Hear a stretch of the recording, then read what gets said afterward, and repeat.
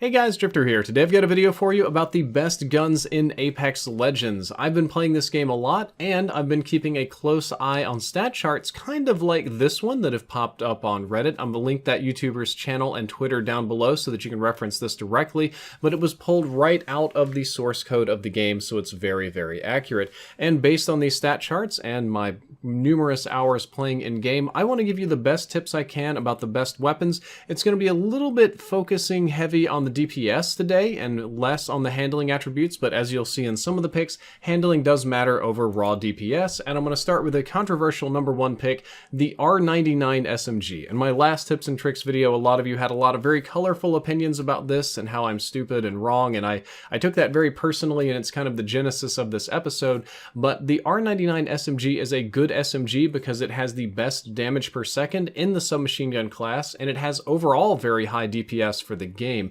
DPS is an extraordinarily important statistic for weapons. Players are really chunky, there's a lot of extended fights, so high DPS weapons are priority. The R99 also has low recoil. It's very easy to use, aim down sights, and spray and pray with. However, as many of you have pointed out, it does have some downsides, so in this video we're going to talk about the downsides of some of these weapons as well. It has a low base damage per shot. Each individual shot you hit isn't going to be that damaging, and the base magazine is only 18, which unfortunately is really tiny given the insane rate of fire. You'll dump that whole mag very, very quickly. That being said, it's only 2 shots less than the Prowler, and it has more ammunition than the Alternator, so much higher DPS. The downside being that the base mags are rough. You'll need to put better magazines on it or just be extraordinarily accurate with the weapon. Moving along, let's talk about the Wingman pistol. This is my personal favorite weapon in the game, even if it's not the best, and this is one where DPS, I'm going to say, is not king.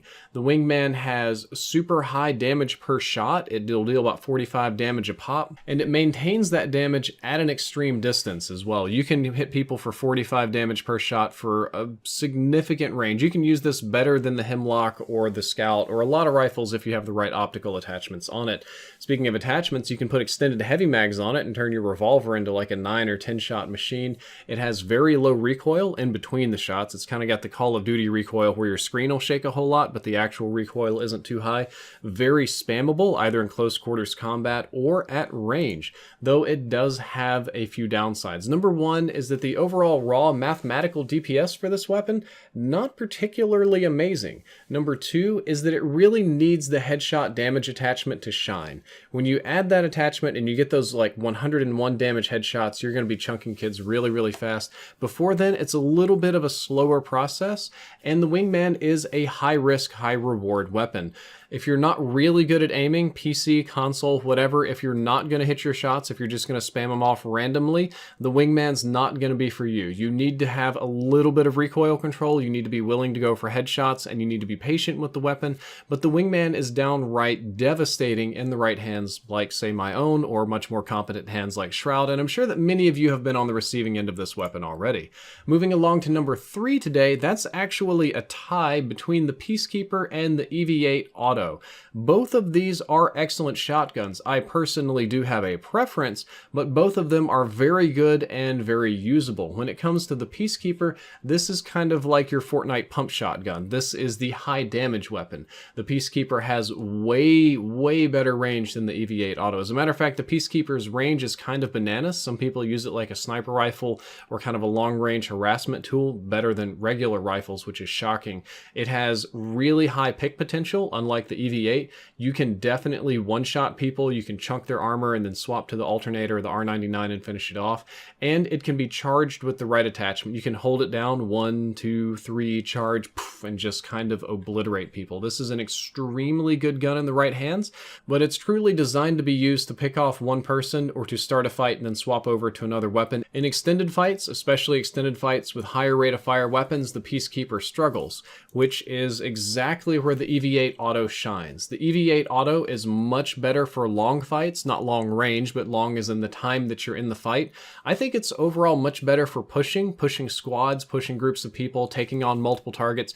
You can get there quickly, slide in, pop somebody 3, maybe 4 times with the EV8 auto, swap over to the next target, chunk another dude, and you'll have one guy left before you have to change weapons or reload.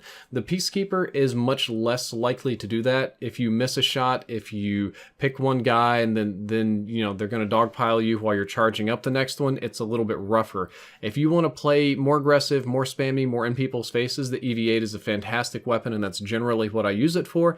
But at the end of the day, this comes down to a playstyle preference. Do you want to go for individual high damage picks, or do you want to constantly crank out DPS? But the reason I added them as a tie is because I think having a shotgun as a backup weapon is an excellent strategy at any stage of this game, but you should pick the shotgun that's best for you. Number 2 today is another controversial pick, at least according to the last video. That's the R301 Assault Rifle. It has the highest rifle DPS in the game. It has much more DPS than the Flatline or the Hemlock Burst, and I know there's a lot of Flatline fans out there, but at the end, and I know the Flatline uses heavier ammo, and it'll deal more damage per shot, but at the end of the day, the king of rifle DPS is the R301. It also has a very high rate of fire, which means you're going to get hits as you swipe over enemies. You don't have to be as accurate.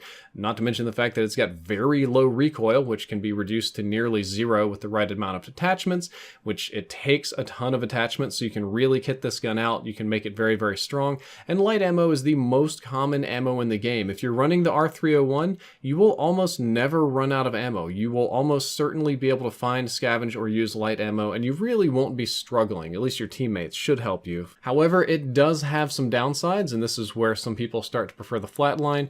Firstly, it has a lower damage per shot than the other rifles. Well, actually, it's the same damage as the Hemlock Burst, which is kind of revolting. The poor Hemlock, it struggles. But it's got a little bit less damage per shot than the Flatline, not a ton. And because of the way armor works in late game, and because the way people spray with this weapon, a lot of times one mag is not a kill. I wish that wasn't the case, but most times, unless somebody's running straight at me or not paying attention, I'm going to need about 2 or 3 mags to kill people, but it'll dump a mag quick, reload, and you kind of go back into the fight, which is how it works in this game. And just be prepared for somebody to eat a mag and come at you. That just drives me crazy when it happens, but that is one of the downsides of the weapon. Now, finally, near the end of the video, let's talk about the best weapon in the game. And this is one where, of course, I have an opinion and everybody else will have an opinion, but I think that if you talk to pro players and people that have played a lot and have experience, I think that almost all of you will agree that the Spitfire LMG is the best weapon in the game. It's almost unquestionable. The only thing that even really comes close is the Devotion, but that needs a turbocharger and a wind up time and stuff. But the Spitfire LMG has high damage per shot. I mean, it's going to start popping people for 20 per shot, which is roughly rifle damage. It's got a huge magazine, 35 by default, and you can take it up to 55. It's got low recoil for an LMG. You would think an LMG would kick a whole lot like they do in Call of Duty, but this one is very workable. It's like an assault rifle. Speaking of handling, you don't run slower with it or anything, or aim down sights particularly slower. It functions roughly like a better assault rifle. Because of the big magazine size, it's very spammable, both when you aim down sights and with hip fire. You can just hose people. You can actually outtrade EV8 auto shotguns. And because it's using heavy ammunition, the Spitfire has excellent range. So the Spitfire has a lot of really good things working for it, and I think it is your highest value pickup. There are 3 downsides to the weapon though. The actual DPS for the Spitfire, if we're going to use that calculation, is kind of average. It's not especially high or low, it's just very middle of the pack.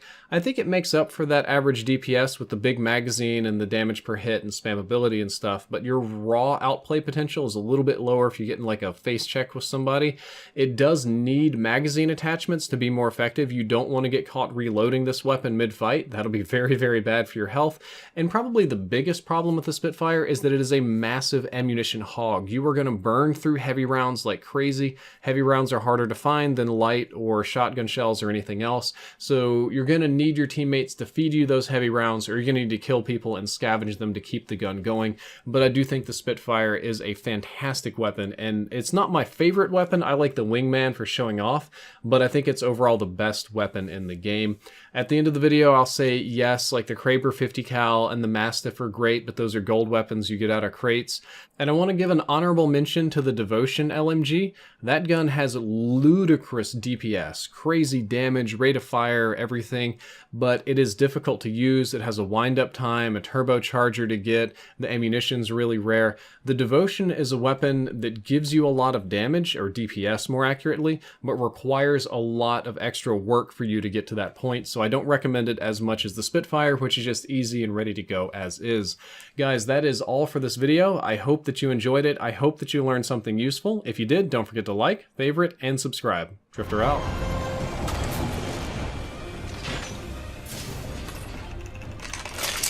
Mozambique, fuck me. Another pistol. Fire on the enemy. Reloading. Enemy down. Reloading. Reloading. I killed an enemy. Attention. First blood. Good work. Hostile right here. 2 of them.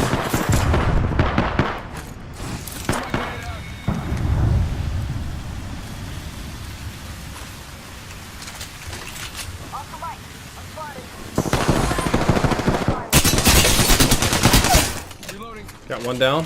Going for Caustic Boy. Hope you like action. Got him. Reloading. Oh, you can go by the enemy robot and it'll heal you, by the way.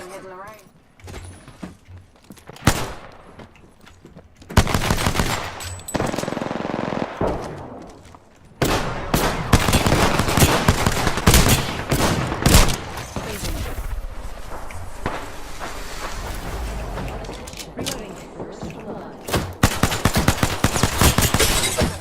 Reloading.